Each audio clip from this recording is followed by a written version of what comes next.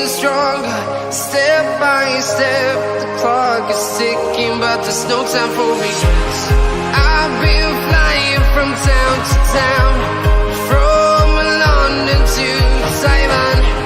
I've been all around the globe, trying to protect your soul.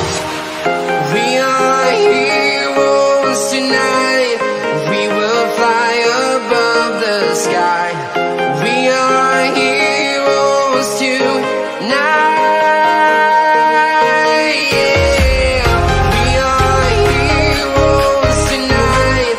We will fly above the sky. We are heroes tonight.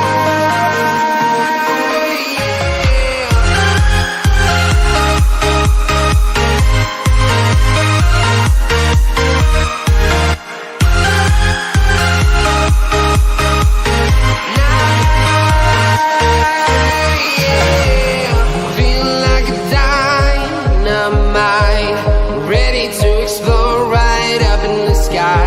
I need you to listen, I need you to hear, and don't show any fear. I've been flying from town to town, from London to Taiwan. I've been all around the globe, trying to protect your soul. We are heroes tonight. We will fly above the sky. We are heroes tonight. Yeah. We are heroes tonight. We will fly above the sky. We are heroes tonight.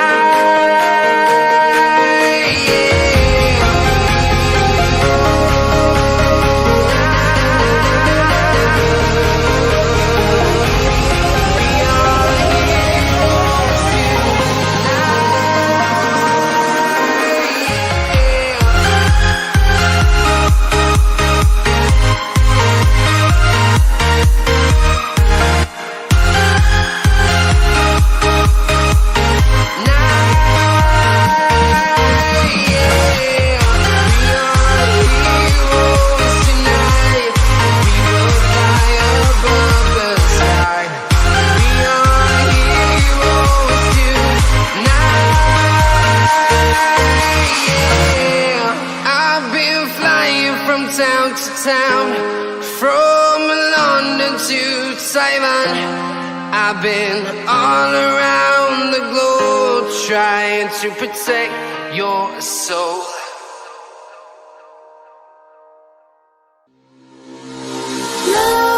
Nightmares creep while you and me repeat. This bittersweet heat is suffocating. I'm waiting and always hesitating. Kryptonite desires set my heart afire. Heart on fire. Set my heart afire.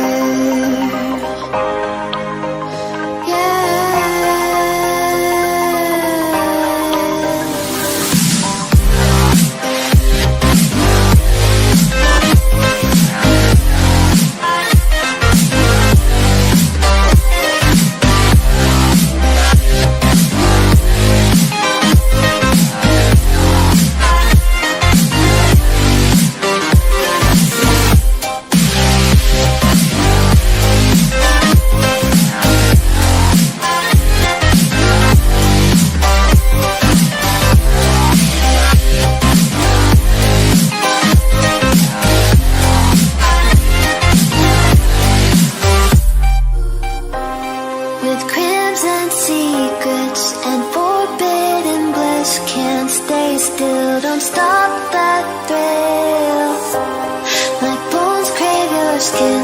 Temptation within, mistakes ignite the silence.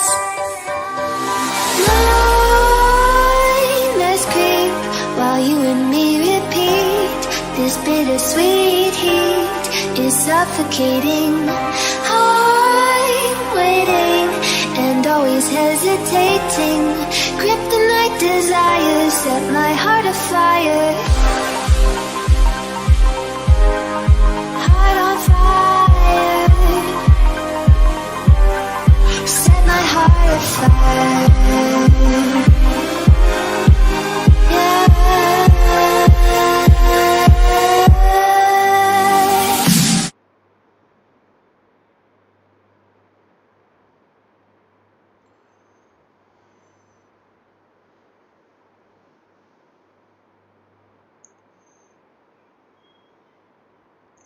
अच्छा, good morning everyone, very very good morning. चलिए भाई, हम start कर रहे हैं आज एक नए टॉपिक के साथ। ये हमारा मैथ्स का पहला चैप्टर है। This topic is actually called as ratios, proportion, indices, log. जैसा कि आप अपनी स्क्रीन पे देख सकते हैं, टॉपिक की हेडिंग एक्चुअली में ये 4 डिफरेंट टॉपिक्स हैं। Let me clarify this to you, this is very important topic for mathematics. ये एक्चुअली में 4 डिफरेंट टॉपिक है बच्चा, 4 डिफरेंट टॉपिक्स है, बट इस पर्टिकुलर टॉपिक को हमारे आईसीआई के अंदर एक टॉपिक माना जाता है। आईसीआई का मॉड्यूल, आईसीआई का जो सारा मैथ्स का पैटर्न है वो इसको एक टॉपिक मानता है। और ये टॉपिक जो है मैं आपको एकदम बेसिक से कराऊंगा, बिल्कुल बेसिक से, बिकॉज इसके अंदर अब हमारा आपको एक फायदा मिलेगा। हम लोग को पता है कि एमसीक्यू पेपर है मेरे भाई, एमसीक्यू पेपर है। सो अगर बच्चों को पता है कि भाई पेपर हमारा सारा एमसीक्यू है दोस्त, तो आप लोगों को बेनिफिट क्या मिलेगा? बेनिफिट ये मिलेगा भाई, इसमें हम बहुत सारी शॉर्टकट टेक्निक्स लगा सकते हैं। ठीक है, सो हम इस टॉपिक को 4 डिफरेंट हिस्सों में करेंगे। सो पहले से क्लैरिफाई कर दूं भाई, इस टॉपिक को मैं आप लोगों को 4 डिफरेंट पार्ट्स में कराऊंगा, 4 डिफरेंट पार्ट्स। एक हमारे पास होगा which is called as ratios, that will be the first part. Second part होगा प्रोपोर्शन, ये हमारा सेकेंड पार्ट होगा। थर्ड पार्ट होगा indices, and fourth part is called log, जिसका पूरा नाम है logarithms. So this is actually a very very important topic for maths का पार्ट। सो हम बच्चे शुरू कर रहे हैं भाई, ratios, proportion, indices and logarithms. Okay, चलिए सबसे पहले let's begin with the part 1 of the chapter. Part 1 क्या हमारे पास? It is called as ratios. अभी सवाल उठता है सर कि रेशियोस क्या है, इसको कैसे ट्रीट करना है। मैं एकदम बेस पे चलता हूं, एकदम बेस पे, क्योंकि मैं मान के चलूंगा कि आप लोग ने कभी मैथ्स करा ही नहीं है। तो एकदम बेसिक से चलते हैं भाई, क्योंकि बहुत सारे बच्चों का ना मैथ्स का बेस खराब होता है। तो हम एकदम बेसिक पे चलते हैं, right. So let's begin with ratios first. First part is my ratios. चलिए हम लिखते हैं पहले थोड़ा सा definition. The comparison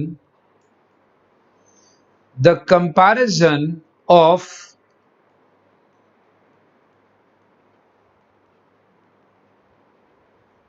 two or more things of, एक वर्ड लिख रहा हूं बड़ा बड़ा करके, same kind, the comparison of two or more things of same kind is called ratios। तो भाई याद रखिएगा, जो कंपैरिजन होता है 2 या उससे ज्यादा चीजों का, और याद रखना जो एक जैसी होती हैं, बच्चा याद रखिएगा, जो एक जैसी होती है उसे हम रेशियोज बोलते हैं, राइट। अच्छा, अब अगर सपोज कर लीजिए, हम सिंपल सी बात करते हैं, हम इसको एक्सप्रेस कैसे करते हैं, ऐसे सपोज कर लो मेरे पास दो चीजें हैं, दैट इज एक्स और वाई, हम इसको ऐसे एक्सप्रेस करते हैं या इसको ऐसे लिखते हैं। सो बेसिकली फंडा क्या होता है दोस्त, ये जो डॉट्स होती हैं इसको बोला जाता है इस टू, और इसको रीड करते हैं x is to y. Okay, x is to y. जो इसका न्यूमरेटर पार्ट होता है, जो हमारा पहला पार्ट होता है, जिसको हम न्यूमरेटर भी कहते हैं, इस न्यूमरेटर को हम लोग याद रखिएगा फर्स्ट टर्म भी बोलते हैं। न्यूमरेटर को क्या बोला जाता है बेटा, फर्स्ट टर्म। फर्स्ट टर्म का एक मैथमेटिकल नाम है which is called as antecedent. याद रखिएगा बच्चा, it is called as antecedent.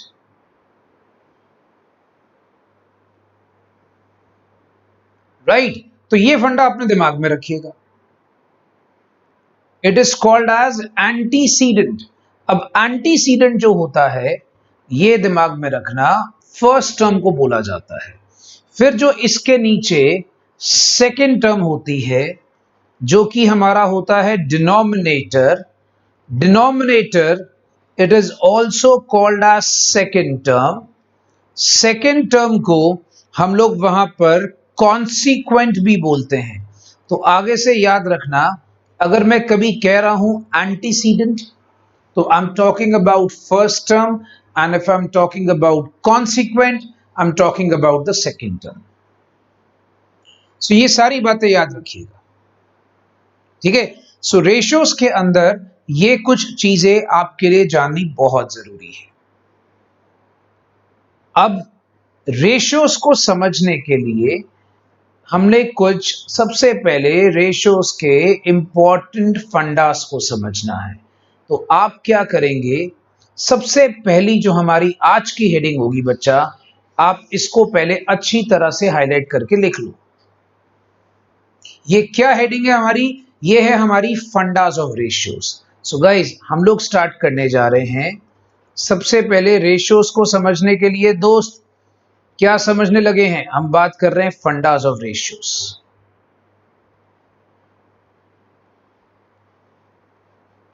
So let's talk about fundas of ratios. अब रेशियोज का फंडास बेसिकली है क्या, राइट। तो हम बात करते हैं पहले फंडा की, विच इज कॉल्ड एज फंडा 1। हम कहते हैं ratios must be of same kind। याद रखिएगा, बहुत जरूरी है बच्चा। कहते हैं रेशियो ना आपके पास सेम काइंड का होना चाहिए। सर सेम काइंड का होने का मतलब क्या हो गया, मैं आपको छोटा सा एग्जांपल देता हूं। कहते हैं ratios must be of the same kind. अभी सेम काइंड से मैं क्या कहना चाहता हूं, समझिए जरा मेरी बात को। फॉर एग्जाम्पल, इफ आई से कि मैं 2 किलोग्राम को अगर सपोज कर लो मैं 5000 ग्राम के साथ कंपैरिजन करता हूं, तो क्या ये कंपैरिजन पॉसिबल है? आंसर है यस, ये कंपैरिजन पॉसिबल है। क्यों? क्योंकि मैं ग्राम को किलोग्राम में कन्वर्ट कर सकता हूं या किलोग्राम को ग्राम में कन्वर्ट कर सकता हूं। ओके, तो ये हो गया सेम काइंड। ओके, सो अगर सपोज कर लीजिए इसका मैं रेशो निकालना चाहूं, मैं निकाल सकता हूं। ठीक है, जैसे आप लोगों को पता है भाई कि 1 किलो में कितने ग्राम होते हैं। 1 किलो में अप्रोक्सीमेटली आपके पास 1000 ग्राम होता है, तो आप उसके हिसाब से इसको कन्वर्ट कर लोगे। अच्छा, आपको ये सारी बातें पता है, इतना शायद बेसिक्स बच्चों को पता ही होगा। बट फॉर एग्जाम्पल अगर मैं कहता हूं मैं 2 किलो के साथ 10 रुपए का रेशियो कंपैरिजन कर रहा हूं, क्या मैं किलोग्राम को रुपीस में कन्वर्ट कर सकता हूं? कोई ऐसा यूनिट ऑफ मेजरमेंट है जो किलोग्राम को रुपीस में कन्वर्ट कर ले या रुपीस को किलोग्राम में कन्वर्ट कर ले? Answer is no. तो याद रखना ये रेशियो नॉट पॉसिबल। सो पहली बात, मैंने आपको लिखा सेम काइंड के ऊपर मैंने हाईलाइट करा बहुत अच्छे तरीके से। बच्चा याद रखना, कहते हैं ratios must be of same kind.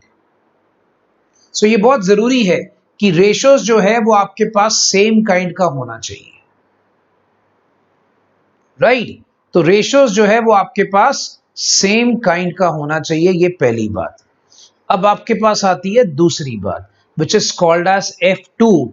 F2 is second फंडा।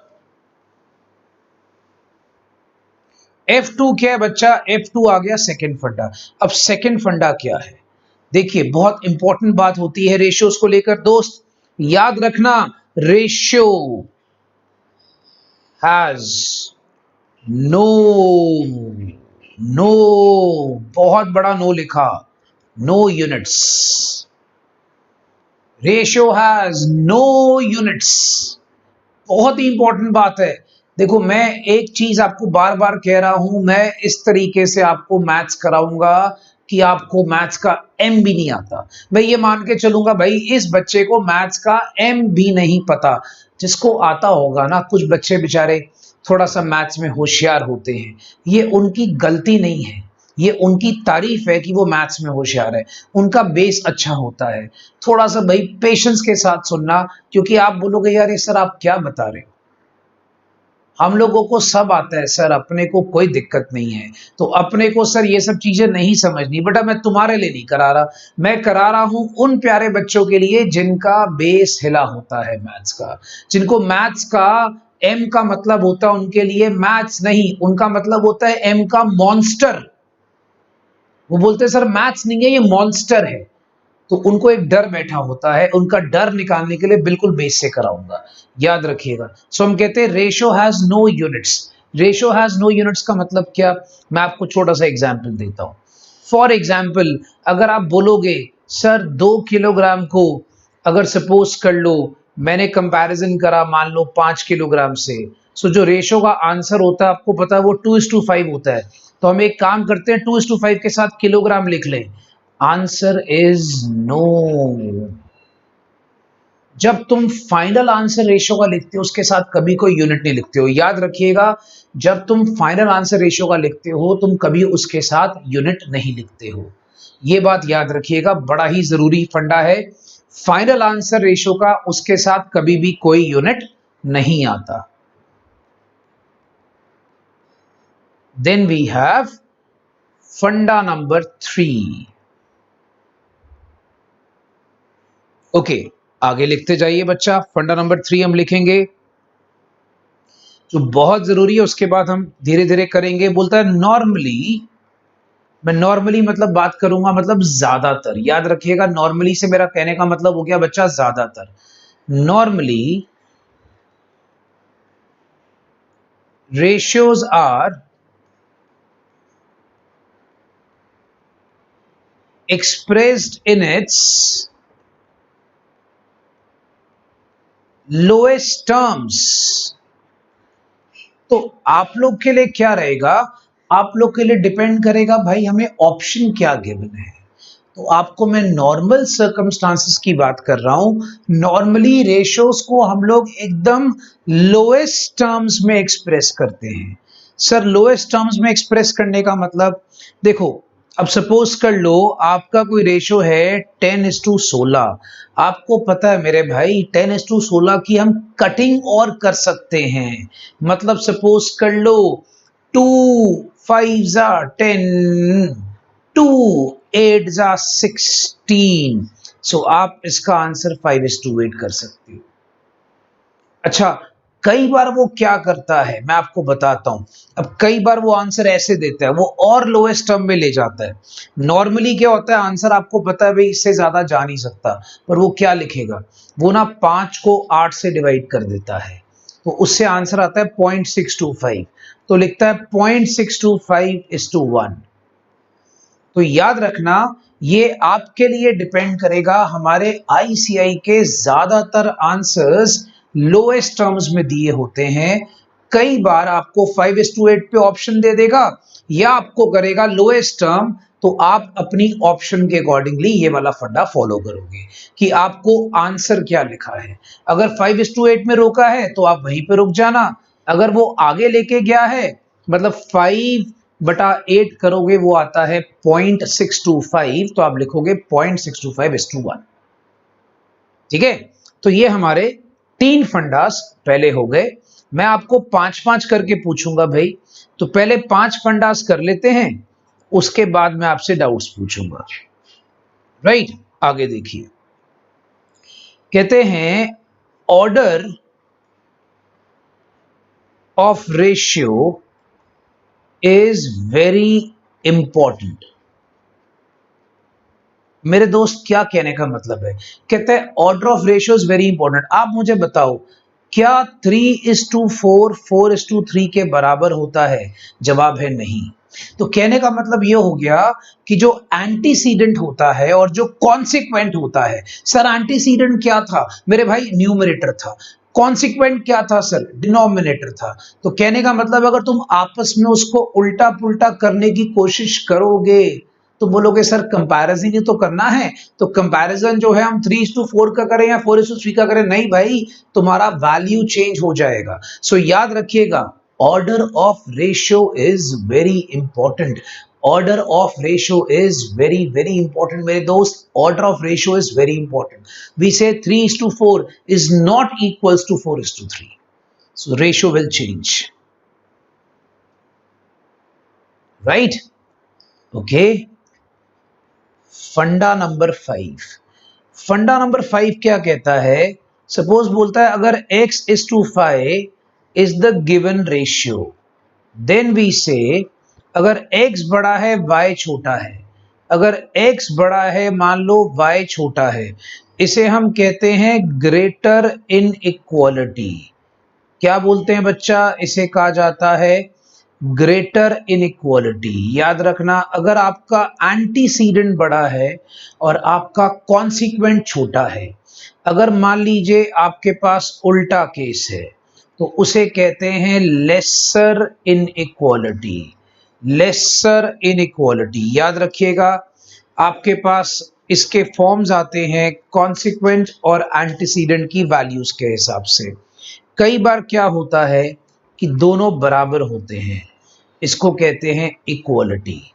सो आपको सर 1 मार्क में ये सब पूछ सकता है? हाँ जी बच्चा, पूछ सकता है। तो हमें एक एक चीज का पता होना चाहिए। सो मैंने अभी आप लोगों को 5 फंडास करा दिए। अब जितने लोगों को 5 के 5 फंडास बिल्कुल क्लियर है, आप लिखेंगे F5 के साथ अपनी इमोजी, और अगर कोई फंडा आपको क्लियर नहीं है आप वो फंडे का नंबर बताइए, मैं दोबारा समझा देता हूं। जल्दी से F5 के साथ अपनी इमोजी भेजें अगर आपको सारा कुछ क्लियर है, तो F5 के साथ अपनी इमोजी भेजें जल्दी से बच्चा। Okay, very good guys, very good guys, excellent. F5 के साथ अपनी इमोजी भेजें साथ साथ, ठीक है।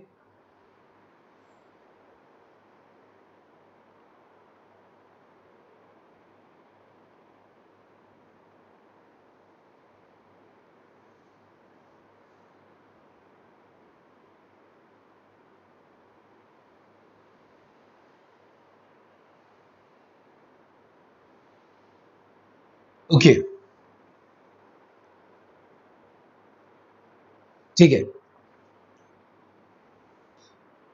दैट्स ग्रेट बच्चा लोग, very good your part, that's absolutely great. तो हम आते हैं अब फंडा नंबर 6 पे। अभी पहला सवाल मन में उभर कर आएगा, सर कितने फंडाज हैं? तो आप लोग तो बेटा वैसे पूछते जैसे गब्बर पूछता था कितने आदमी हैं। तो याद रखना भाई, कितने फंडाज हैं, तो ये सवाल नहीं पूछना, इसके अलावा कुछ भी पूछिए। फंडा नंबर 6 हम आते हैं बच्चा, याद रखना, एक आपके पास होता है डुप्लीकेट रेशियो।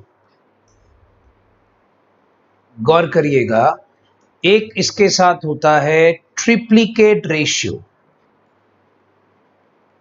ठीक है। फिर डुप्लीकेट का ही एक भाई होता है, ऐसे लिखना थोड़ी जगह छोड़ के, उसको हम कहते हैं सब डुप्लीकेट रेशियो।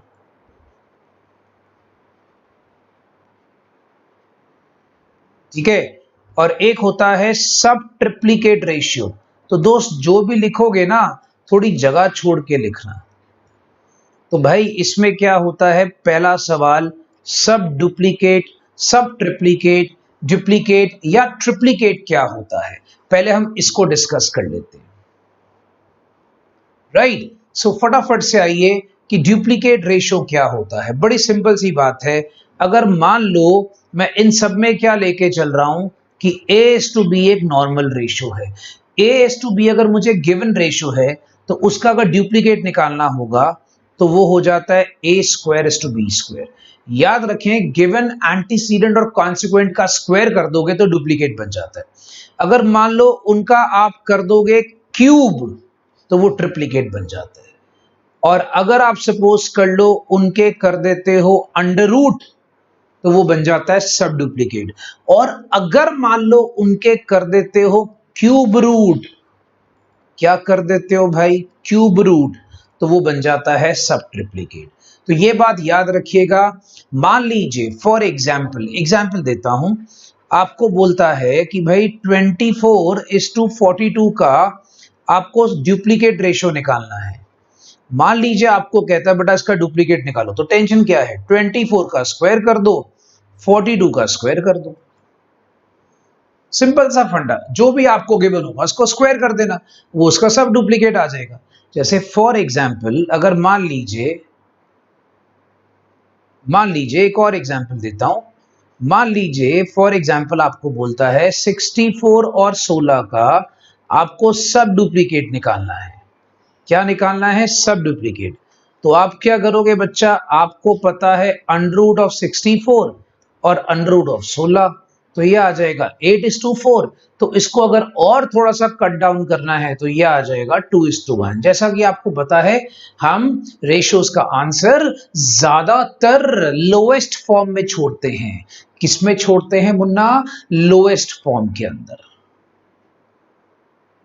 तो भाई सारे प्यारे बच्चे ये बात दिमाग में रखना, आंसर हम ज्यादातर किस फॉर्म में छोड़ेंगे, लोएस्ट फॉर्म के अंदर। तो ये था हमारा फंडा नंबर 6। अब आप आ जाइए, हम आते हैं फंडा नंबर 7 पे। गौर करिएगा बच्चा, फंडा नंबर 7 क्या है। याद रखना, एक टर्म हम कई बार यूज करेंगे जिसे कहते हैं इनवर्स रेशियो। इनवर्स रेशियो क्या होता है, अगर x:y आपका नॉर्मल रेशियो गिवन है तो याद रखना इसी का इनवर्स क्या होता है, इनवर्स होता है y:x। तो घबराना नहीं भाई, अगर तो आपको इनवर्स पूछ ले तो कोई टेंशन नहीं है, तुमने एंटीसीडेंट का कॉन्सिक्वेंट बना देना है, कॉन्सिक्वेंट का एंटीसीडेंट बना देना, बस बात खत्म। तो भाई कुछ बच्चे ना बड़ा घबराएंगे, पता नहीं इनवर्स रेशियो क्या चीज है। तो वो कुछ नहीं होता, खाली उल्टा पुल्टा करना, उसको इनवर्स रेशियो बोल देते हैं। बड़ा मजेदार चैप्टर आप देखेंगे, बड़ा ही आपको मजा आएगा करके। फिर इसमें आता है कमेंसरेबल रेशियोज। सर कमेंसरेबल रेशियोज क्या होता है, देखिए सिंपल सी बात है, हम कहते हैं जो हमारे रेशियोज इंटीजर के फॉर्म में होते हैं। सर इंटीजर मतलब सपोज कर लो रेशियो दिया 3:2, कमेंसरेबल है, 5:7 कमेंसरेबल है। तो जो आपके इंटीजर के फॉर्म में होते हैं, तो याद रखना जो आपके पास एक सिंपल इंटीजर के फॉर्म में होते हैं उसे कहा जाता है कमेंसरेबल रेशियोज। बट अगर सपोज कर लीजिए इसी का एक भाई है नीचे जिसे कहते हैं इनकमेंसरेबल रेशियोज। क्या बोलते हैं, इनकमेंसरेबल रेशियोज। सो इनकमेंसरेबल क्या होता है, जो नॉन इंटीजर होता है। इंटीजर शायद बच्चों को पता होगा, any number which can be negative और positive, right. But non integer मतलब क्या, सपोज कर लो ऐसे दिया √3:√2, लो भाई जिसमें रूट्स आने शुरू हो जाते हैं, इसको हम कहते हैं इनकमेंसरेबल रेशियोज। इसको हम आमतौर पे एक्सप्रेस कमेंसरेबल मतलब इंटीजर के फॉर्म में नहीं कर पाते हैं. So this is actually called as incommensurable ratios. तो ये हमारा है फंडा नंबर 8. ओके, उसके बाद आप आते हो फंडा नंबर 9 पे. फंडा नंबर 9 भाई 9 के बारे में याद रखिएगा, आपको कई बार निकालना होता है ग्रेटर रेशियोज. आपसे सवाल पूछा जाएगा बेटा बड़े वाला रेशियो निकालो. इसको ना मैं आपको सीधा एग्जाम्पल के साथ बताता हूं कि ग्रेटर रेशियोज कैसे निकालनी है. जरा गौर करिएगा, आपने सीधा एग्जाम्पल से समझना है कि आपने ग्रेटर रेशियोज कैसे निकालनी है. बड़ा ही सिंपल होता है. फॉर एग्जाम्पल आपको रेशियोज गिवन है, मैं कहता हूं 2 1/3 is to 3 1/3 और आपको लिखा है and 3.6 is to 4 is to 8. बोलता है बताओ इन दोनों में से बड़ी रेशियो कौन सी है. ऐसा क्वेश्चन आता होता है. तो बड़ी रेशियो निकालनी है तो पहले आप एक काम करो, इस रेशियो को, आपको पता है ये इम्प्रॉपर फ्रैक्शन है. बचपन में मम्मी सिखाती थी बेटा 2 1/3 है, 3 2 6 + 1 7. ये क्या आ जाएगा 7/3. ये क्या आ जाएगा बच्चा 3 3 9 + 1 10. ये आ जाएगा 10/3. अगर तो बेटा आपका याद रखो बेस सेम हो ना, तो वो रेशियो आप ऐसे एक्सप्रेस कर सकते हो 7/10. 7/10 को जब आप डिवाइड करोगे तो वो आ जाएगा 0.7. तो ये तो आ गया 0.7. अभी इसको क्या करना है सर, 3.6 को 4.8 से डिवाइड कर लिया. 3.6 को 4.8, कैलकुलेटर अपने को अलाउड है मेरे भाई. इसका आंसर आता है 0.75.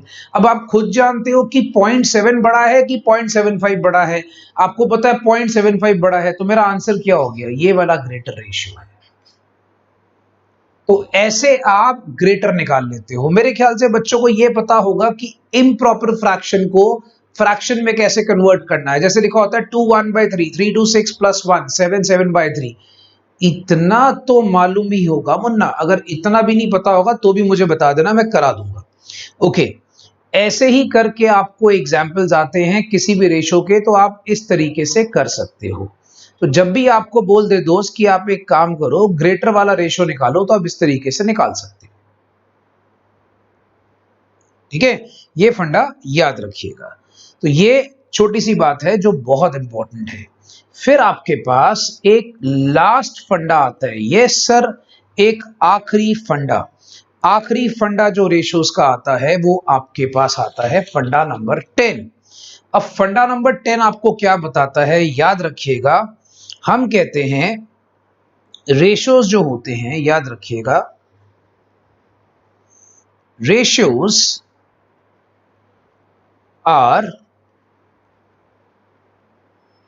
generally expressed in is to form. तो ज्यादातर रेशियोज को हम is to फॉर्म में ही एक्सप्रेस करते हैं. Sir what is is to form? Like answer आप ऐसे छोड़ते हो 3:2. कई लोग बोलते हैं सर एक ही बात है. मैं मानता हूं एक ही बात है, बट ज्यादातर आप देखोगे ऑप्शन में आपको is to फॉर्म मतलब ऐसे करके दिया होगा. तो आप रेशियोज के केस में फ्रैक्शन में उसको जल्दी से कन्वर्ट मत करना. याद रखिएगा, रेशियोज के केस में जल्दी से उसको फ्रैक्शंस में कन्वर्ट मत करिएगा. राइट, तो ये हो गए हमारे 10 फंडास. सर कितने फंडास थे? टोटल 10 फंडास हैं. तो ये रेशियोज का बेस समझने के लिए. तो अगर आप लोगों को 10 के 10 फंडास क्लियर हैं, F10 लिखकर अपनी इमोजी भेजें.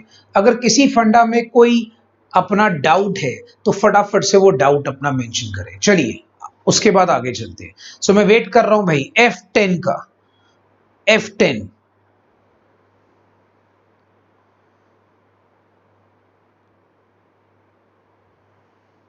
बहुत ही बढ़िया, बहुत बढ़िया बच्चा, बहुत बढ़िया, शानदार तरीके से आगे बढ़ते हुए.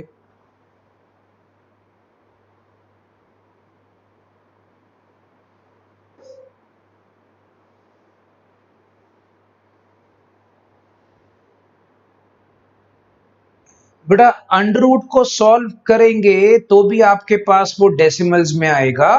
तो वो जो डेसिमल्स होते हैं वो इंटीजर्स नहीं होते. राइट, याद रखिएगा. अंडर रूट को सॉल्व करके अगर डेसिमल्स आ रहा है तो वो इंटीजर्स नहीं है। अगर अंडर रूट को सॉल्व करके आपके पास नंबर इंटीजर फॉर्म में आ रहा है तो फिर वो आपके पास कमेंसरेबल कहलाता है। तो एक सवाल उठा सर, अगर मान लो अंडर रूट को सॉल्व करा और मान लो वो सम इंटीजर बन जाता है, like under root 64 is to under root 16, तो बेटा वो इंटीजर में बन गया ना, तो जो इंटीजर में लास्ट में कन्वर्ट होता है वो कमेंसरेबल होता है, याद रखिएगा। ओके यस बच्चा, एक मैं पहले क्लैरिफाई कर दूं, देखो आए हमारे पास बच्चे ऐसे जिनका थोड़ा सा बेस खराब है। आप एक चीज भूल रहे हैं, आईसीआई क्या है? बेबी, बेबी को क्या पसंद है? बेस। ठीक है, तो भाई एक बार याद रखें, जो मेरे प्यारे बच्चे कह रहे हैं सर डेसिमल वाला नंबर इंटीजर होता है, आपको सलाम है मेरे बच्चा, डेसिमल वाला नंबर इंटीजर नहीं होता। याद रखिएगा, डेसिमल वाला नंबर इंटीजर नहीं होता है। इंटीजर क्या होता है? कोई भी नेगेटिव या पॉजिटिव नंबर। हम एक काम करते हैं, एक बार सुन लेते हैं। सर इसको भी लिखवा दो, पागल हो गए हो? ठीक है, मैंने तो अपने बच्चों को कभी ये नहीं पढ़ाया, तो आपको क्या पढ़ाऊंगा ढक्कन? आपको बता देता हूं, बड़ी सिंपल सी बात है। नंबर आपके पास 3 प्रकार के होते हैं। एक आपको यूज करना है होल नंबर। होल नंबर जो मैं बार बार बोलूंगा, मतलब इट स्टार्ट्स फ्रॉम 0। याद रखिएगा, इट स्टार्ट्स फ्रॉम 0। चलिए थोड़ा सा मजाक कर रहा हूं जानबूझ के, तो भाई याद रखना, होल नंबर वो होता है जो आपके पास 0 से स्टार्ट होता है। ठीक है, और वो हमेशा पॉजिटिव होता है। नेचुरल नंबर वो होता है जो आपका 1 से स्टार्ट होता है, पॉजिटिव होता है। इंटीजर जो होता है वो पॉजिटिव और नेगेटिव दोनों हो सकता है, बस ये फर्क होता है। बाकी और भी है, prime number and all that, वो आगे आगे मैं बताता जाऊंगा।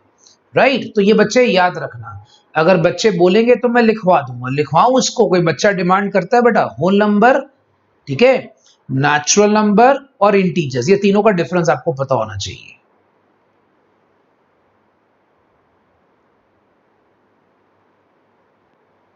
अब हम लोग क्या करने जा रहे हैं सर? अब हम करने जा रहे हैं इस चैप्टर को सॉल्व करने के लिए जादू। जादू मींस हम करेंगे मैजिक। अब मैजिक क्या है, मैं आपको पहले ये क्लैरिफाई करता हूं। मैजिक बेसिकली क्या है, समझिए। This is called as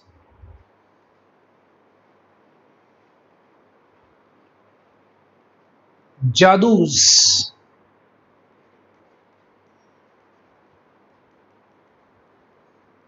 of ratios. ये फंडा याद रखना, इसे कहते हैं जादूज ऑफ रेशियोज। भाई ये बड़ा ही इंपॉर्टेंट टॉपिक है बच्चा, याद रखेंगे। ठीक है, तो ये हमारे लिए क्या है? ये है जादूज ऑफ रेशियोज। सॉरी, थोड़ा सा आगे पीछे चला गया, तो जादू को जरा ठीक से लिख लेंगे भाई। तो ये हमारे पास है बच्चा जादूज ऑफ रेशियोज, इसको जरा ठीक से बना लें। और ये हमारे पास बड़ी इंपॉर्टेंट चीज है। ये क्या है, आपको सिंपल सी बात करूं, अगर मैं आपसे जादू की बात करूं तो मैं सिखा रहा हूं आपको शॉर्टकट टेक्निक्स। मैं आपको बहुत सारी शॉर्टकट टेक्निक सिखाऊंगा, जिससे आपका सम अगर नॉर्मली मान लो उसको लगता है 5 मिनट या 6 मिनट करने में, आपको लगेंगे 5 से 10 सेकेंड। आप बोलोगे सर बस, मैंने कहा हाँ बस बेटा, एमसीक्यू में यही करना है। अच्छा, कुछ बच्चों के दिमाग में ना खुराफती बातें होती हैं, सर ये जादू का लॉजिक बताओ। बेटा लॉजिक कहाँ गया? लॉजिक गया तेल लेने। कहाँ गया बेटा लॉजिक? लॉजिक गया तेल लेने, क्योंकि हम क्या कर रहे हैं? Magic, and magic has no logic. याद रखना, ये अकाउंट्स नहीं है, ये मैथ्स है।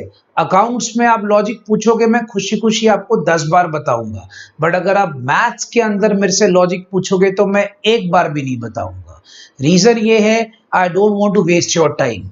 उसका कोई फायदा नहीं है मैं क्लास में आपको लॉजिक बता बता के आपका टाइम वेस्ट करूं और पता लगे आप पेपर में फेल हो गए हो।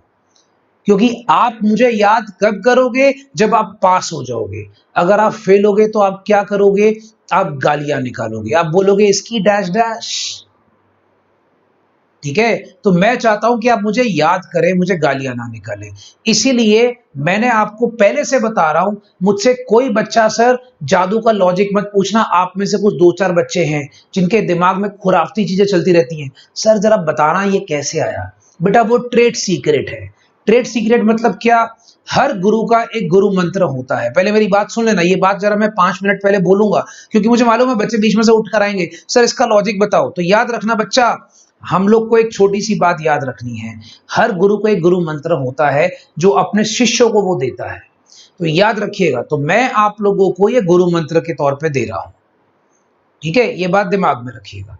सो कुछ बच्चे जो हैं, याद रखना, पहले से बोल रहा हूं, इट हैज नो लॉजिक। मेरा मुद्दा क्या है? You have to learn the magic and the sums which normally takes 5 minutes in the examination, that will take 5 seconds if you'll do with my method. ठीक है, तो ये पहले से बोल रहा हूं, 5 मिनट की चीज को 5 सेकंड में कन्वर्ट करना ही मैंने आपको सिखाना है। 5 मिनट का 5 सेकंड, याद रखना। ओके गाइस, तो चलिए हम आते हैं सबसे पहले J1 में। सर J1 क्या है? जादू 1। J1 क्या है मेरे दोस्त? J1 हमारे पास होगा जादू 1। सो जादू 1 हमने सीखना है। सबसे पहले आपको क्या बोलता है, सपोज कर लीजिए, कहता है if A is to B is 2:3,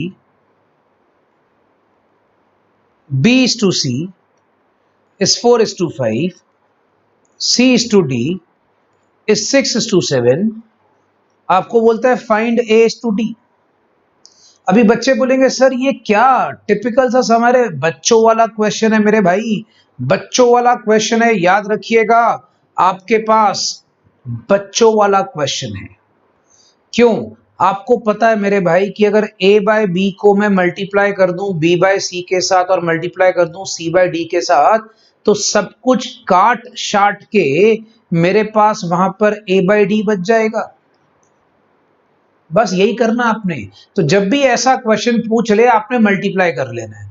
याद रखना, रेशोज को जो हम मल्टीप्लाई करते हैं ना, आपको बता देता हूं, रेशोज को हम लोग जब मल्टीप्लाई करते हैं, हम उसको प्रोडक्ट्स बोलते हैं रेशोज का, ठीक है। सो फंडा याद रखना, क्या करा मैंने, 2/3 को 4/5 से मल्टीप्लाई करा और 6/7 से मल्टीप्लाई करा। जितनी कटिंग होती है कर लो, मेरा आंसर आ जाएगा 16:35। जैसे जितनी भी आपसे कटिंग होती है आपस में कर लो। जैसे सपोज कर लो ये आ गया 3 के साथ 2 कट गया, ठीक है, और कुछ आपस में कटता नहीं है, आंसर आ गया 16:35 लोएस्ट फॉर्म में। बाकी ऑप्शन देख लेना, ऑप्शन कैसे गिवन है।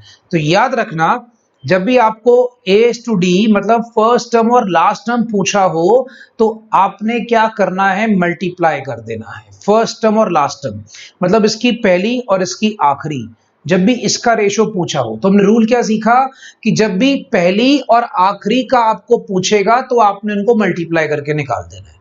याद रखेंगे, ये हमारा J1 है। अब सारे बच्चे J2 सुने, मैं आपको 2-3 जादू कराने के बाद रोक रोक के पूछूंगा भाई, ठीक है। तो 2-3 जादू कराने के बाद रोक रोक के पूछूंगा। अभी मैं आपका कोई क्वेश्चन का आंसर नहीं करूंगा जब तक मैं आपको 2-3 जादू इकट्ठे ना करा दूं। तो याद रखना, ओके। अब इसके अंदर याद रखेंगे, इसको हम लोग क्या बोलते हैं, याद रखना, इसको हम कहते हैं गुड्डी मेथड। जादू 2 क्या है, गुड्डी मेथड। सर गुड्डी मेथड, हम क्या गुड्डियां उड़ाएंगे? गुड्डी आप समझते हैं पतंग, पतंग पतंग उड़ाना, गुड्डी मेथड। सर क्यों इसका नाम क्यों दिया आपने? नहीं पूछना, ऐसे ही दे दिया गुड्डी मेथड। और भाई पेपर में गुड्डी मेथड की ऑप्शन मत ढूंढना, ऐसा कोई मेथड होता नहीं है, सिर्फ नाम दिया है मेरे दोस्त। ये सर गुड्डी मेथड हम कैसे इस्तेमाल करेंगे, मैं आपको एग्जाम्पल देता हूं। सीधा एग्जाम्पल के साथ आपको जादू एक्सप्लेन करूंगा। सपोज कर लो क्वेश्चन है, if A is to B is 2:3, मान लो आपको दिया है B is to C is 5:7, आपको बोलता है भाई find A is to B is to C। अब आपको ABC का रेशो निकालना है। याद रखिएगा, आपको ABC का रेशो निकालना है। क्या निकालना है? ABC का रेशो। सो भाई अगर हम लोग यहां पर बात करें गुड्डी मेथड, तो एबीसी का रेशियो कैसे निकालेंगे?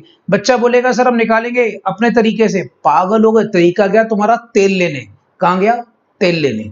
हमने क्या करना है सुनो, हम 2:3 लिखेंगे, उसी के 3 के पैरों में आपने लिखना है 5:7। 3 के पैरों में, कहां पर? 3 के पैरों में, समझ गए? उसके नीचे। अब आपने क्या करना है, आपने गुड्डी उड़ानी है। ऐसे गए, ऐसे गए और ऐसे आ गए। क्या मतलब? ऐसे गए, समझ लीजिएगा, फिर यहां से इधर गए और इधर आ गए। कहने का मतलब हो गया भाई 2 into 5, 5 into 3 और 3 into 7। तो ले भाई, हमारे पास हो गया 10, 15 और 21 आंसर। एबीसी का आंसर आ गया। आप जीतते हैं 5 करोड़ रुपए का आशीर्वाद। तो याद रखें भाई, 2, 5, 10, 5, 3, 15, 3, 7, 21। कभी भी आपको बोल दे कि A is to B given है, B is to C given है, ABC निकालो, ऐसे निकाल लो भाई। क्यों टेंशन लेनी है इतनी? टेंशन लेनी नहीं ना हमने। तो हमने क्या करना है, 10, 15, 21, बात ही खत्म। गुड्डी मेथड शुरुआत। ठीक है, तो हमने क्या करा, हमने कर दिया गुड्डी मेथड। सो भाई याद रखना, गुड्डी मेथड को लेकर आपको काफी मजा आएगा। एक और एग्जांपल देता हूं गुड्डी मेथड का। कई बार सपोज कर लो क्वेश्चन ऐसे आ जाता है, मैं कहता हूं A is to B आपको दिया है 1:2, मान लो B is to C दिया 2:3, C is to D दिया 3:4। सो आपको बोलता है भाई फाइंड A, B, C और D। आपको ये बोलता है, क्या बोलता है भाई? फाइंड A, B, C और D। अब ध्यान से मेरी बात सुनिएगा। अब आपको यहां पर ABCD निकालना है। पिछले में क्या था? ABC निकालना है। चिंता मत करो भाई, ABCD निकालना है तब भी गुड्डी लग जाता है, पर थोड़ा डिफरेंट तरीके से लगता है। आप पहले लिखोगे 1:2, इसके पैरों में लिखोगे 2:3, इसके पैरों में लिखोगे 3:4। लिख लिया? मतलब पैरों में लिखने का मतलब क्या बेटा? इसके नीचे और फिर उसके बाद ये इसके नीचे, राइट। अब ध्यान से मेरी बात सुनिएगा, गुड्डी कैसे उड़ानी है आपने।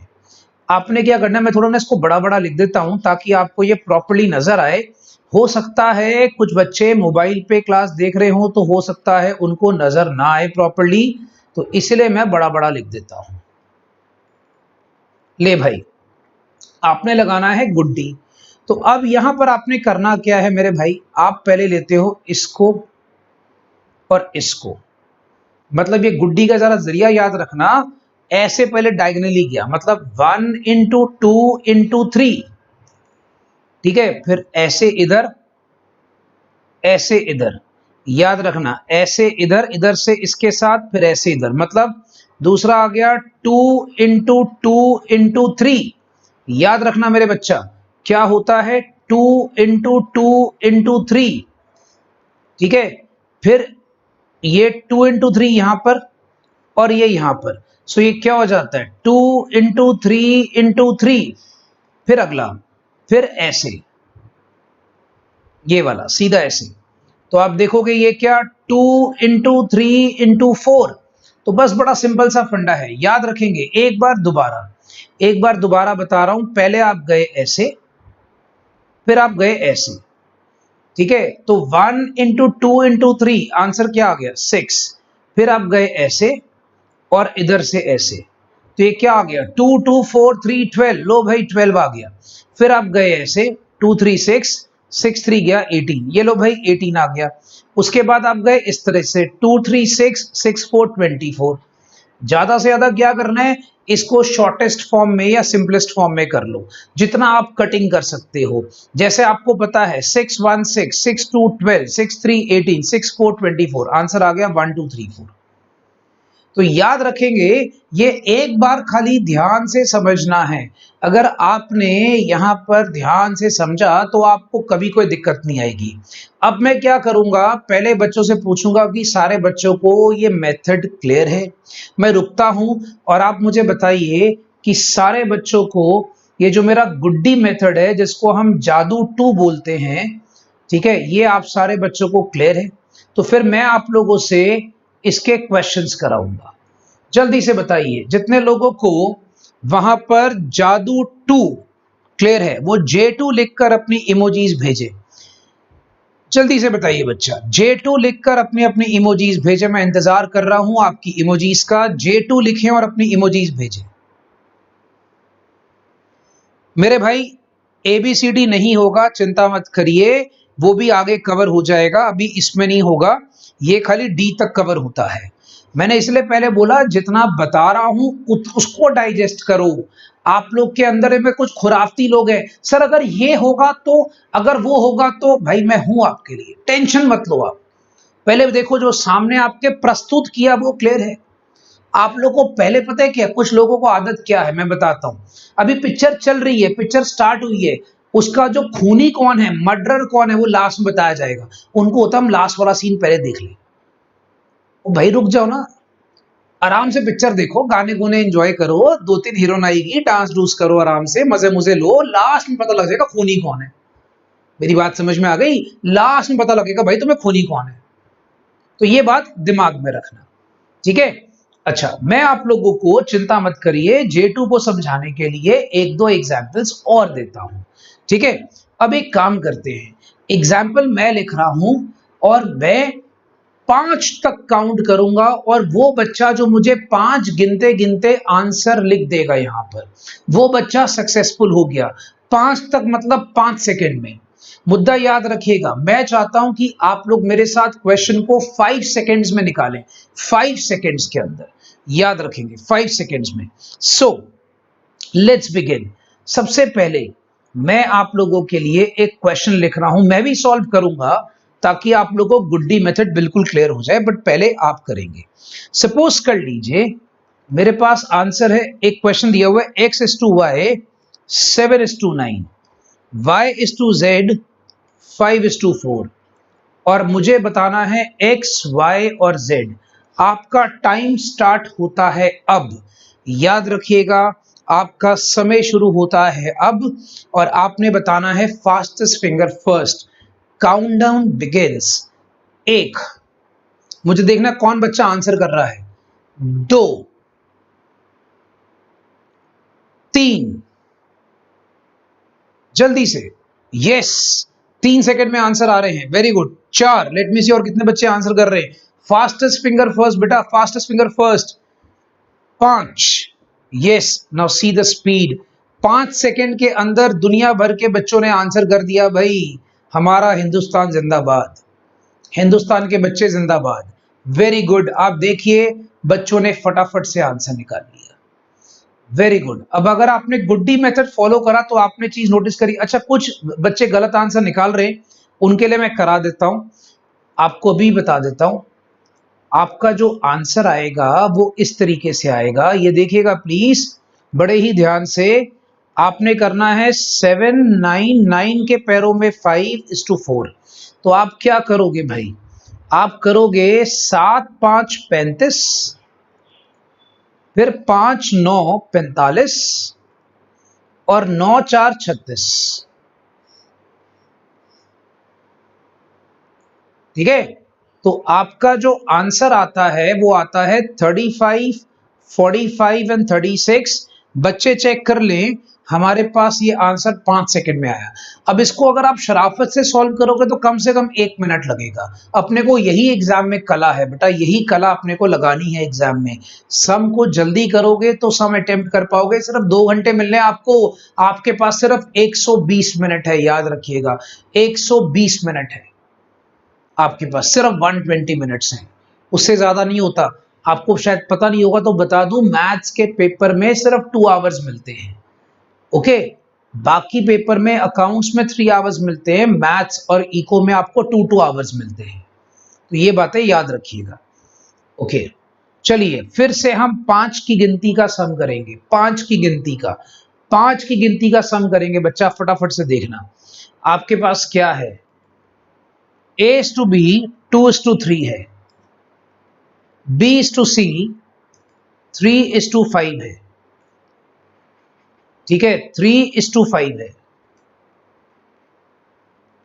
C:D 9:11 है। आपको निकालना है A, B, C और D। फटाफट से बताइए। मैं आपके लिए काउंटिंग शुरू करने जा रहा हूं अब। याद रखिएगा। 1, मुझे आंसर चाहिए बच्चा। 2, जल्दी से। 3, 4, come on guys, answer fast. 5 हो गए, 5, 6, yes, excellent. Now we are getting the answers guys. गुड्डी मेथड की कला याद रखिएगा। अच्छा, कुछ बच्चे आंसर जो हैं वो थोड़ा आधा आधा करके निकाल रहे हैं, बीच में से एक आंसर स्किप कर रहे हैं, शायद टाइपिंग में जल्दबाजी में कर रहे हैं। तो याद रखिएगा बच्चा, आंसर आपका गुड्डी मेथड के अकॉर्डिंगली आप फटाफट से सारे बच्चे देखें फटाफट से। 2:3, इसके नीचे 3:5, इसके नीचे 9:11। सो आप क्या करेंगे? आप करेंगे 2 3 9। तो पहले आप करेंगे 2 इंटू 3 इंटू 9, फिर आप करेंगे 3 3 9 3 3 9 3 इंटू 3 इंटू 9, फिर आप करेंगे 3 5 9 3 5 9, दैट इज 3 इंटू 5 इंटू 9, फिर आप करेंगे 3 5 11 3 इंटू 5 इंटू 11। ये लीजिए भाई, इसको जब आप सॉल्व करते हो तो आपके पास आंसर आता है 54, 81, 135 और 165। सो बच्चा याद रखना, 54, 81, 135 एंड 165, ये मेरे पास आता है ABCD का आंसर। ओके, अब मुझे सारे बच्चे यहां पर बताएं कि क्या आप लोगों को गुड्डी मेथड क्लियर है। एक सम और प्रैक्टिस करते हैं, फिर से 5 सेकंड की game. So let's practice one more question, फिर गुड्डी मेथड को बाय बाय बोलते हैं, क्योंकि भी ऐसे बहुत सारी चीजें हैं। ठीक है, मैं चाहता हूं आप लोग बिल्कुल एक्सपर्ट हो जाए। सो एक सम और प्रैक्टिस करते हैं, फिर गुड्डी मेथड को बाय बाय बोलते हैं। राइट, सबसे पहले आपके पास क्या आ रहा है? अगर मान लो A:B आपको दे रहा है 6:7, B:C आपको बोलता है 8:9, आपको निकालना है फाइंड A:B:C। ठीक है, क्या निकालना है? A:B:C। अब मैं यहां पर सिर्फ आपको आंसर बताऊंगा, तो मैं देख रहा हूं कितने बच्चे आंसर निकालते हैं। Your time starts now. Answer 1, 2, जल्दी से 3, यस, तीसरे सेकंड में ही मुझे आंसर आने शुरू हो गए। 3 के बाद 4, लेट्स सी बाकी बच्चे क्या कर रहे हैं। 5, सोली 5 सेकंड से ऊपर आपको नहीं लग रहा। आप खुद देखिए, इस मेथड का जो कमाल है वो यही है कि you will not take more than 5 to 7 seconds to solve the question. So बच्चा यही हमने सीखना है। तो यहां पर आंसर क्या आता है? 48, 56 और 63। तो if everybody gets the answer, आपने क्या करना है? आपने ऐसे लिखकर मुझे बताना है, गुड्डी आई लव यू। आपने सिर्फ ऐसे लिखना है, गुड्डी आई लव यू। जो बच्चा गुड्डी आई लव यू लिख देगा, मैं समझ जाऊंगा उसको ये जादू क्लियर है, फिर मैं अगले पे आ जाऊंगा। जल्दी से बता दें। अगर आप बोलते हैं sir Guddi I love you clear है, तो मैं फिर इसके बाद करने के बाद आगे आऊंगा। ठीक है, जल्दी से आ जाइए।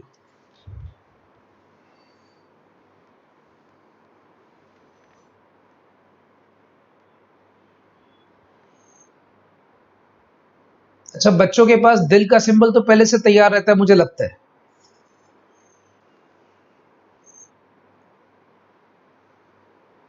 दिल का सिंबल तो बेटा बच्चों के पास पहले से तैयार है, सबके पास पड़ा हुआ भी घर पे रखा हुआ, जैसे अभी निकाला और डाल दिया।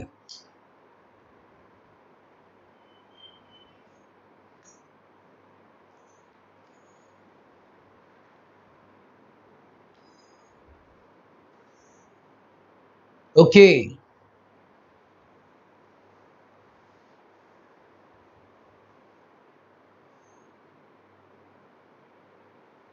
That's great.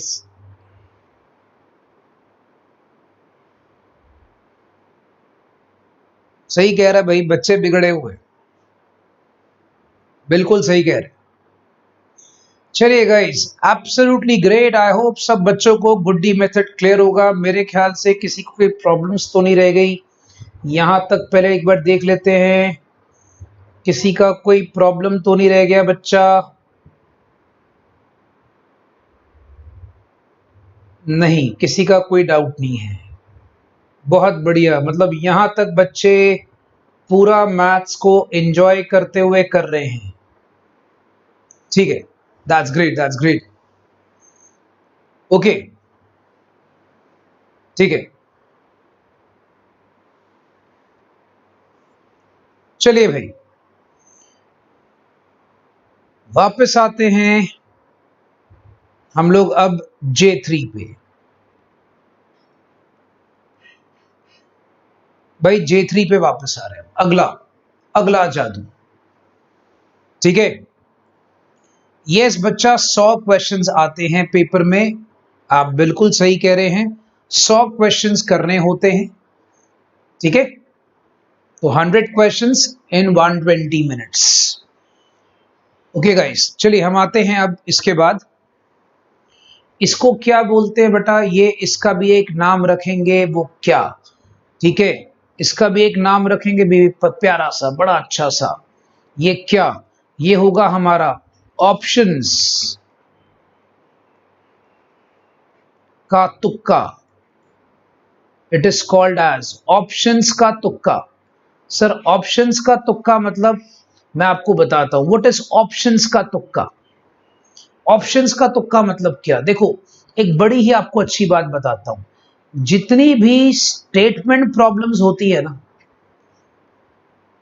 जितनी भी स्टेटमेंट प्रॉब्लम्स होती हैं, बच्चा उसको ना नॉर्मली क्या करता है, बच्चा बोलेगा सर एक्स ले, वाई ले, जेड ले, बच्चा सॉल्व करना शुरू कर देगा।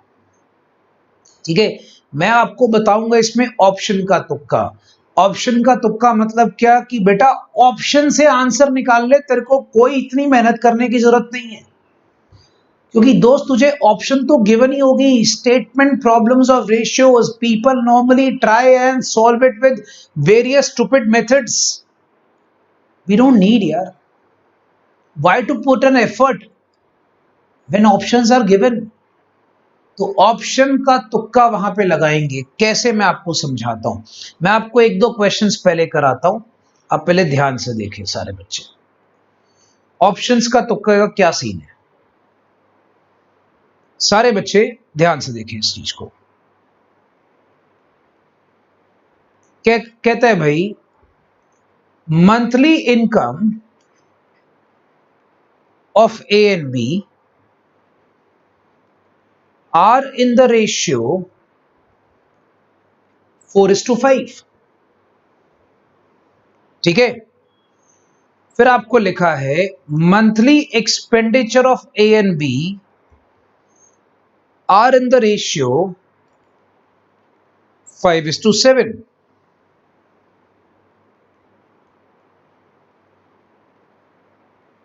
if each saves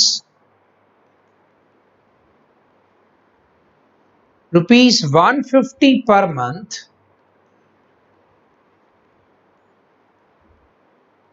find monthly incomes। Suppose कर लीजिए आपके पास ऑप्शंस गिवन हैं 40:50, 50:40, 400:500 और डी हो गया नन। अब देखिए बच्चा क्या करेगा, बच्चा इन क्वेश्चंस को दो तरीके से करने की कोशिश करेगा। पहले मैं ये समझाता हूं कि बच्चा क्या करेगा। ठीक है, पहले ये शराफत, शराफत क्यों, मैं आपको बताता हूं। बच्चे बेचारे थोड़े से ना शरीफ होते हैं, वो शराफत से करेंगे सब। शराफत मतलब ईमानदारी से बेचारे सम कर रहे हैं। अब बच्चा क्या कर रहा है सुनिए, मैं ये करा रहा हूं बिकॉज कई बार बच्चे को ना क्या होता है, मैं आपको बताता हूं। कई बार बच्चे जो होते हैं ना, देखो मैं आपको जीवन में बोलता हूं भाई, जीवन में लुच्चे बनो तभी तरक्की पाओगे। लुच्चे बनो, शराफत छोड़ो, आगे बढ़ो। तो याद रखिएगा मेरे भाई, अगर आप शराफत से सम करना चाहते हो करो। मेरे को एक्चुअली बताना पड़ता है शराफत के टेक्निक्स, कुछ स्टेटमेंट प्रॉब्लम में मैं शराफत वाले टेक्निक्स बताऊंगा। उसका रीजन ये है कि कई बार बाय चांस जल्दबाजी में हमारा जादू दिमाग से निकल जाता है, तो फिर आदमी शराफत से तो सम कर सकता है। ठीक है, तो मान लो शराफत क्या है, लेट द इनकम ऑफ ए, मान लो वो आ गया 4x क्योंकि आपके पास 4 था, और जो इनकम है बी का वो आ गया 5x। ठीक है, सो इनकम आ गई ए की बच्चा, वो आ गई 4x, और इनकम आ गई बी की, वो आ गई 5x। ठीक है, आपने ऐसे पहले पूरा लिख दिया।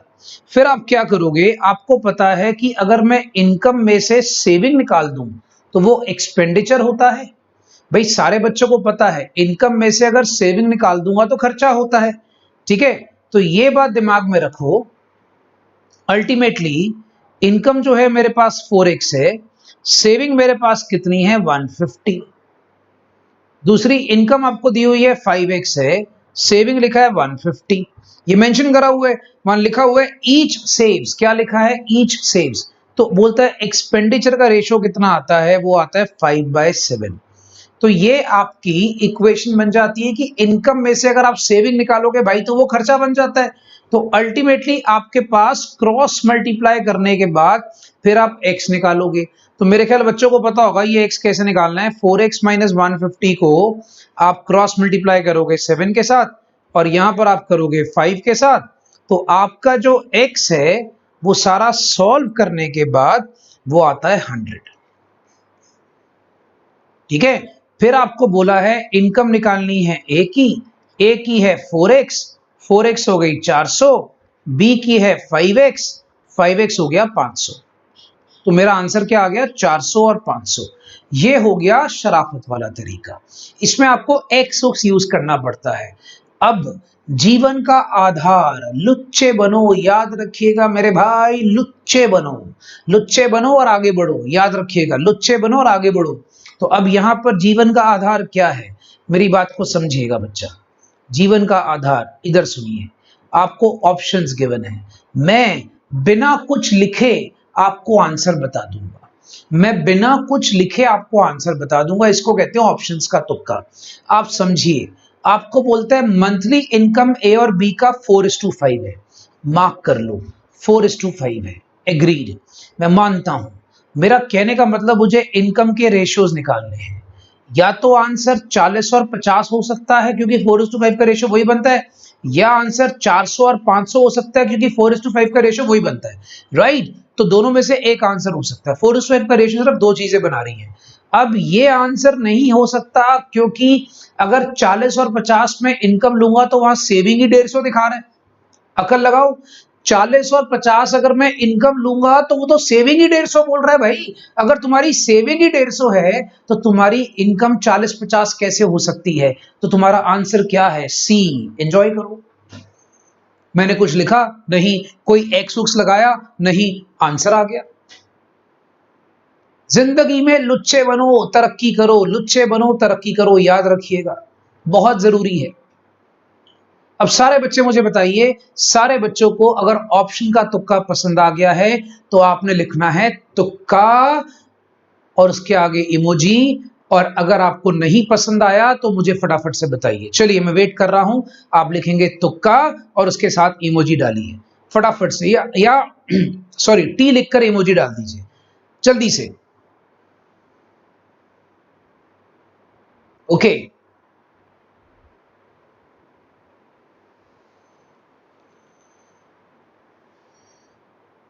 तो भाई यहां तक तो लग रहा है कि सारे बच्चों को क्लियर है। तो बेटा टेंशन वाली कोई बात नहीं है, अपने को बड़ी कहानी बड़ी सिंपल है, कोई टेंशन नहीं है। क्योंकि आपको पता है 4:5 आना है, 4:5 या ए में आता है या सी में आता है, राइट। ओके बेटा, आई एम गिविंग मोर। फिर देखो, फिर से बच्चे बीच में, अरे तुमको लास्ट में क्या जानना है खूनी कौन, अपने आप एग्जाम्पल दूंगा, तुम्हें टेंशन नहीं है भाई। हाँ रिपीट मैं कर देता हूं, रिपीट मैं कर देता हूं, तुम्हें क्या पड़ा खूनी कौन यार, लास्ट में देखेंगे ना। अभी बहुत सारे एग्जाम्पल, तुम एक बोलते हो, मैंने कम से कम 150 क्वेश्चन करा देना इसका। आप एक एग्जाम्पल की बात कर रहे हो भाई, जो मैं आपको असाइनमेंट दूंगा 100 क्वेश्चन तो उसके अंदर है, 50 में क्लास में करा दूंगा आपको, तो 150 क्वेश्चन तो वैसे हो जाएगा आपका, तो टेंशन क्यों लेते हो। ओके, तो भाई मेरे, आप पहले मुझे ये बताइए, बच्चे कह रहे हैं सर रिपीट कर दो। रिपीट में आपको तुक्के वाला पार्ट करता हूं। करना क्या है, 4:5 का रेशियो है, राइट, 4:5 का रेशियो है। अब आपको पता है कि मंथली इनकम मेरी 4:5 के रेशियो में आनी चाहिए, 40-50 या 400-500, राइट, ये रेशियो बनता है 4:5। अब मुझे पता है कि मेरा ये आंसर नहीं हो सकता बिकॉज मेरी सेविंग ही 150 है यार। जब तुम्हारी सेविंग 150 है, तुम्हारी इनकम 40-50 कैसे हो सकती है, खुद सोचो। अगर तुम्हारी सेविंग ही 150 है तो तुम्हारी इनकम 40 और 50 हो सकती है, नहीं हो सकती। तुम्हारी इनकम 150 से ज्यादा ही होगी। ऐसा होता है तुम कमाओ 40 रुपए और बचा लो 150 रुपए, लॉजिकल है, नहीं लॉजिकल है। तुम्हारी इनकम ज्यादा होगी, ठीक है, इनकम फिर कौन सी होगी, आंसर 40, 400 और 500। तो जो बच्चे कह रहे हैं रिपीट कर दो, तो वो देख ले बेटा, आपको रिपीट कर दिया, क्या ये क्लियर है। कुछ बच्चों ने बोला रिपीट कर दो, तो आप देखिए भाई, इशिता, समृद्धि, और किसी ने तो नहीं बोला रिपीट कर दो। एक बार जरा बैकग्राउंड में जाकर ओके देख लो बच्चा, मैंने रिपीट कर दिया। किसी को तुक्का कोई प्रॉब्लम फटाफट से बताए तो मैं आगे चलूं। मुकुल जी, मैंने ऐसा कुछ नहीं कहा, हर सब में अपना एक तुक्का लगेगा, वो मैं बताऊंगा। इस सब में आंसर सेविंग पे डिपेंड है। यस, इस सब में आंसर सेविंग पे डिपेंड है। अभी आइए एक आध एग्जाम्पल और करते हैं, और अभी आप ये नहीं जानेंगे खूनी कौन।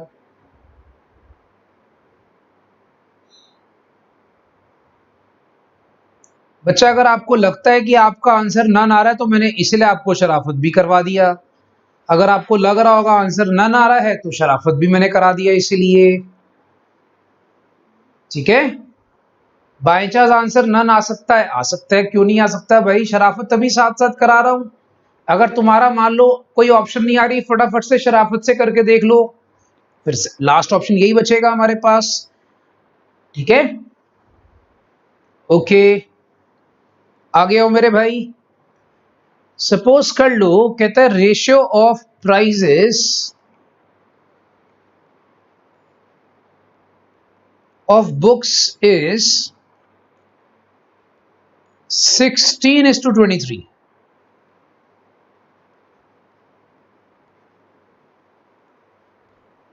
2 years later,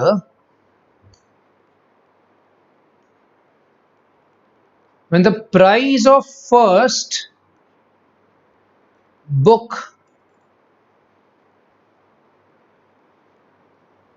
increased by 10%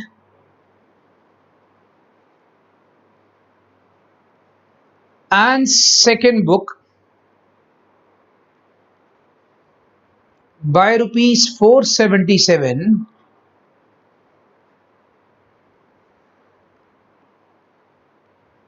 then ratio becomes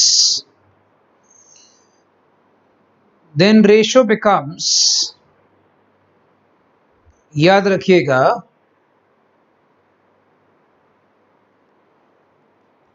11:20।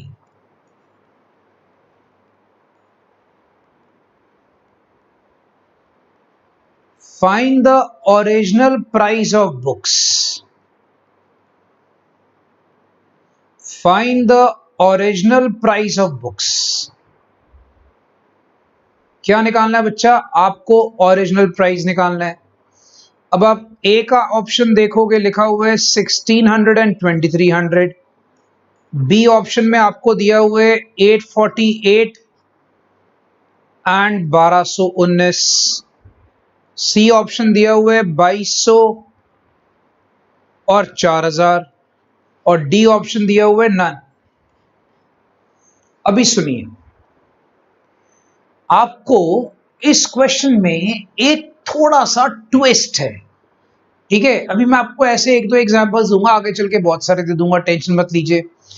आप मुझे बताएंगे, सबसे पहले अगर आप यहां पे देखते हो, अकल लगा के देखेंगे, अपना दिमाग लगा के देखेंगे, आपके पास क्या लिखा है क्वेश्चन में।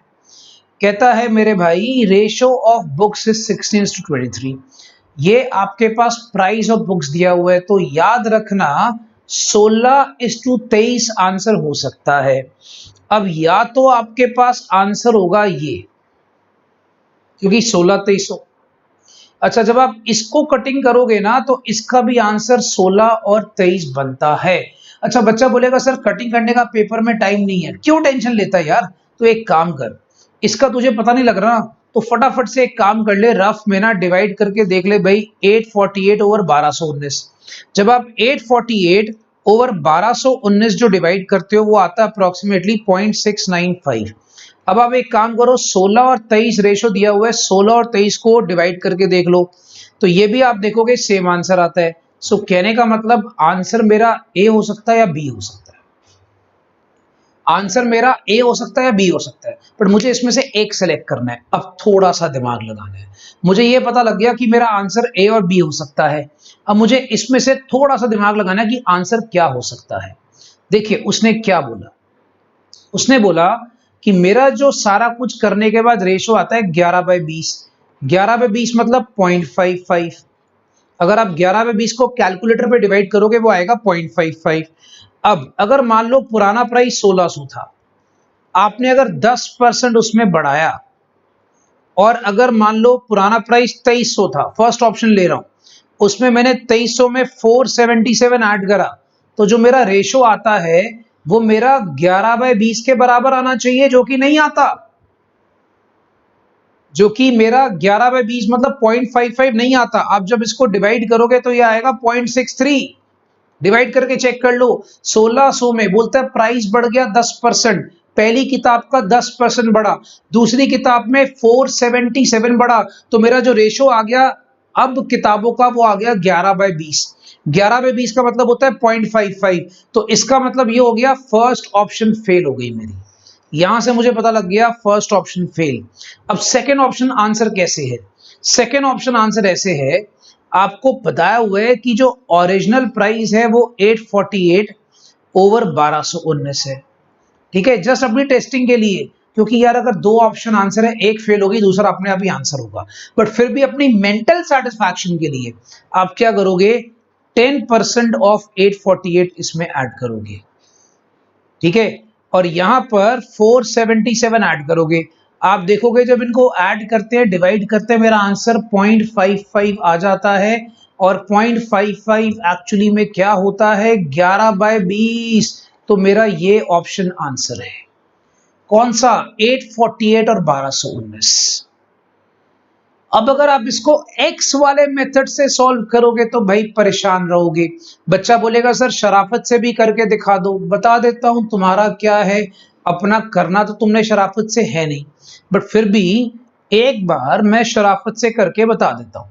शराफत से क्या होगा मेरे भाई? शराफत से तुम्हारी बनेगी इक्वेशन। मेरी बात को समझना, शराफत से बनेगी इक्वेशन। उसमें क्या होगा, मान लो जो पहली किताब है उसका प्राइस है 16x, दूसरी का क्या है 23x। ठीक है, अब 16x में तुमने 10% ऑफ 16x ऐड करा, 23x में तुमने 477 ऐड करा। अब ये तुम्हारा आंसर आना चाहिए 11/20 के इक्वल। तो ये सारा तुम सॉल्व करोगे, फिर जाकर तुम्हारा x आएगा, x आएगा, फिर उसके अंदर वैल्यू पुट करोगे तो तुम्हारा आंसर आएगा। तो ये है शराफत। शराफत में x वाले मेथड ज्यादा लगते होते हैं। तो ये आप देख लीजिए, या तो ऐसे करना है या ऑप्शन से करना है। ऑप्शन से करना है तो आपका बहुत फटाफट आंसर आ जाएगा। अब बच्चे चेक कर लें भाई, अगर तो ये बुक्स वाला तरीका क्लियर है, ये क्वेश्चन क्लियर है, तो आपने फिर से लिखना है तुक्का के साथ एक दिल का साइन भेजिए, तुक्का के साथ एक दिल का साइन भेजिए। अगर आपको नहीं क्लियर है तो अपनी प्रॉब्लम मेंशन करें फटाफट से। मैं हर प्रॉब्लम के बाद आपसे पूछूंगा, जल्दी से बताइए तुक्का के साथ दिल का साइन।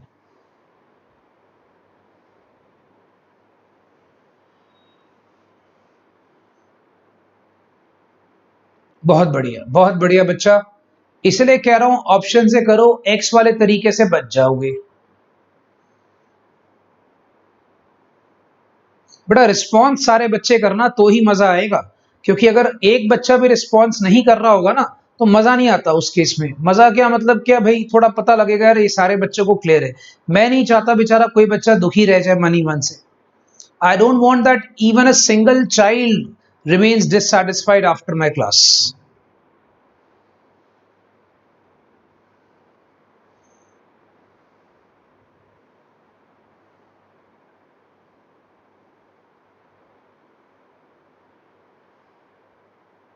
चलिए भाई, बहुत बढ़िया, ठीक है। अभी सुनिए, एक एग्जाम्पल और कराता हूं। अभी जादू 3 पे बच्चा एक एग्जाम्पल और आ रही है आपके पास। अभी जादू 3 चल रहा है, ठीक है, अभी जादू 3 चल रहा है और आज हमारा जादू 3 ही चलेगा, इससे आगे हम जाएंगे नहीं, बिकॉज बहुत सारे बच्चों का मैथ्स का बेस थोड़ा खराब होता है। तो मैं आपको इतना ही लेके जाऊंगा आज, आगे ज्यादा जाऊंगा नहीं। याद रखना, अगली क्लास जो कि मंडे को है, उसके पहले पहले भाई अच्छी तरीके से जादू रिवाइज कर लेना सारे, क्योंकि इससे रिलेटेड ही आगे कार्यक्रम चलना है। तो याद रखना, पहले से बोल रहा हूं, अगली क्लास मंडे को होगी जो हमारी इस टॉपिक की, आपने उसके पहले पहले जादू रिवाइज करना है। और कल हमारा इंडेक्स नंबर का और टाइम सीरीज का टेस्ट है, भूलना नहीं। राइट सर, टेस्ट कितने बजे है बच्चा? टेस्ट आपका 12 बजे होगा, ठीक है। 12 to 1 1 घंटे का टेस्ट होगा सिर्फ, बस और सिर्फ टेस्ट और कुछ नहीं है। राइट, जैसा कि आपसे वादा करा था। Okay, find in what ratio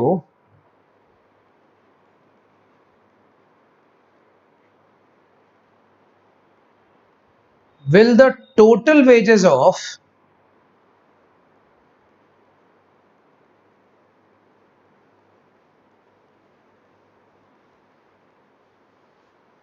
workers of factory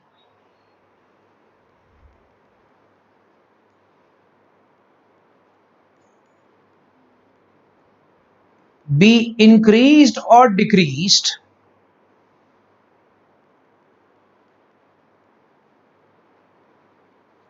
if there be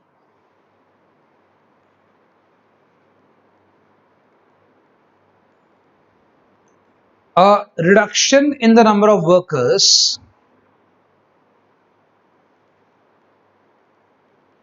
in 15:11,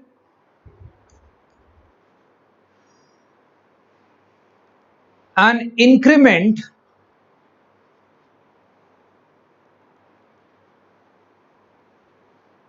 in wages 22:27। Options given है 10:9, ये पहली ऑप्शन गिवन है भाई A option. B option given है 5:6। सी ऑप्शन में लिखा हुआ है इनएडिक्वेट डेटा, कई बार लिखा होता है डेटा इनएडिक्वेट है। और डी ऑप्शन आता है नन। भाई याद रखना, कई बार ऐसा लिखा होगा डेटा इज इनएडिक्वेट, मतलब डेटा कंप्लीट नहीं है।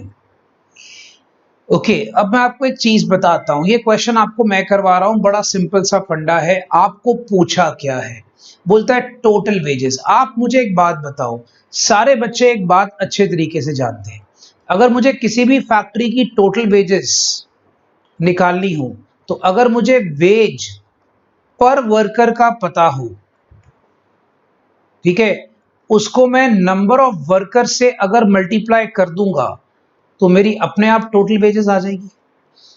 दिमाग लगाओ, सिंपल सी बात है। अगर मुझे वेज पर वर्कर का पता होता है, ठीक है, तो लेट्स से पर वर्कर जो है उसकी जो वेज होती है, वेज पर वर्कर, उसको मैं मल्टीप्लाई कर दूं अगर नंबर ऑफ वर्कर से, तो मेरे पास आ जाती है टोटल वेजेस। सिंपल सी बात है। तो उसने बोला टोटल वेजेस का रेशियो निकालो। अब तुम्हारा जब रेशियो गिवन होता है ना, तो याद रखो, तुम्हें एक बड़ा आसान सी बात होती है। तुम्हें यहां पर क्या गिवन है? ये नंबर ऑफ वर्कर्स है। ये क्या गिवन है? नंबर ऑफ वर्कर्स का रेशियो। तुम्हें क्या गिवन है? ये वेजेस का रेशियो है, क्योंकि इंक्रीमेंट इन वेजेस मतलब वेजेस का रेशियो है। सिंपल सी बात है। तो आप अकल लगाइए, तुम्हें एक्चुअली में सारा कुछ दिया हुआ है। तो वहां पर आपको आंसर भी रेशियो में पूछा है, तो आंसर भी रेशियो में पूछा है। तो याद रखना बच्चा, इसमें ज्यादा दिमाग लगाने की जरूरत नहीं है। मैं आपको बताता हूं। तुम्हें लिखा है number of workers, number of workers का रेशियो दिया हुआ है 15:11। तुम्हें वेजेस दी हुई है बच्चा, वेजेस दी हुई है मेरे भाई, वेजेस दी हुई है कितनी, 22:27। लो भाई, अगर आपको टोटल, ये वेजेस पर वर्कर है, याद रखना पर वर्कर है, तो अगर आपको टोटल वेजेस निकालनी है तो आप क्या करोगे, 15 × 22 और 11 × 27, ये लो सीधा मल्टीप्लाई कर दो, आंसर आ जाएगा 10:9। तो फर्स्ट ऑप्शन आंसर है, कटिंग करके 10:9। तो भाई अगर आप देखोगे तो 10:9 मेरा आंसर आ गया, बात ही खत्म। राइट गाइस, सो एक सिंपल सा फंडा याद रखें, अगर आपको टोटल वेजेस पूछी है, चाहे जो मर्जी इंक्रीमेंट लिखा हो, कुछ भी लिखा हो, वो होता क्या है, वेजेस पर worker into number of wages, number of workers, बात खत्म, टोटल वेजेस आ जाती है। जैसे एक फैक्ट्री में होता है 5 लोग काम कर रहे हैं, अगर एक बंदे को मैं 10,000 तनख्वाह दे रहा हूं तो मैं टोटल तनख्वाह कितनी दे रहा हूं, 50,000। सेम फंडा यहां पर रहेगा, अगर एक फैक्ट्री में मान लो 10 लोग काम कर रहे हैं और एक बंदे को मैं 10,000 तनख्वाह दे रहा हूं, तो टोटल बांट रहा हूं 1 लाख रुपया, मल्टीप्लाई करा ना, उसी फॉर्म में आपने रेशियो को मल्टीप्लाई कर देना है, याद रखेंगे, उसी फॉर्म में आपने रेशियो को मल्टीप्लाई कर देना है, नथिंग एल्स। सो बच्चा ये हमारा था J3। अगर किसी बच्चे को अभी भी डाउट है तो अपना डाउट मेंशन करें, और अगर नहीं है तो जरा बच्चा फटाफट से क्लास को खत्म करने के पहले अपनी एक लास्ट मैथ्स क्लास के लिए इमोजी भेजें, फिर हम ले छोटा सा ब्रेक, और ब्रेक लेकर हम फिर मिलते हैं अकाउंट्स के नए टॉपिक के लिए, जल्दी से।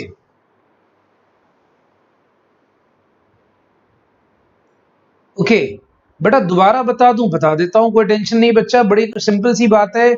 आपको यार, आपकी फैक्ट्री है फॉर एग्जांपल, उसमें 10 लोग काम करते हैं, और आपको बोला कि 10 लोग जो हैं वो हर बंदा 10,000 वेजेस लेता है, तो आप मुझे बताओ आपने कितनी तनख्वाह दी उनको, 1 लाख रुपया दिया ना। 1 लाख कैसे आया, 10 लोग अगर आप करते हो, 10 लोग आप उनको 10,000 से मल्टीप्लाई करते हो, यही 1 लाख रुपया आया। तो वही कहानी यहां पर है, आपको टोटल वेजेस पूछी है, नंबर ऑफ वर्कर्स का रेशो आपको गिवन है, वेज पर वर्कर का रेशो आपको गिवन है, मल्टीप्लाई कर लो, टोटल वेजेस आ जाएगी।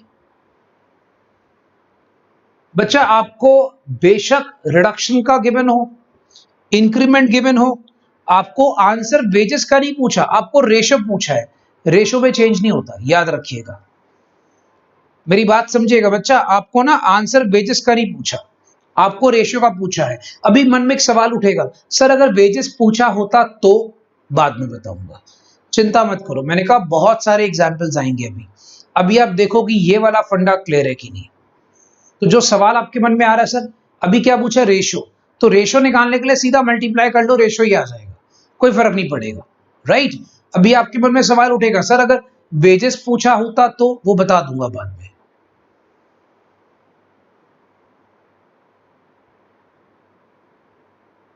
ओके तो गाइज, मेरे हिसाब से अभी तक की क्लास सारे बच्चों को पूरी क्लियर होगी, कोई डाउट नहीं होगा किसी बच्चे को।